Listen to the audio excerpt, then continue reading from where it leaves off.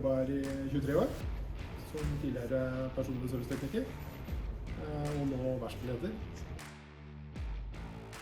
PST-teknikerne har ansvaret for kunden hele veien, fra han kommer inn døra til oss, booker time, bilen er under reparasjon, bestiller deler, fakturering.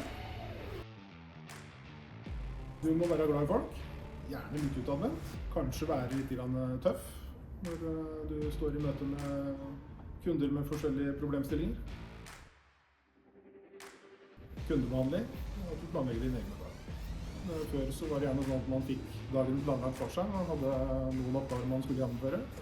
I dag så ordner de oppgavene selv, så de som er flinke på det har fine dager.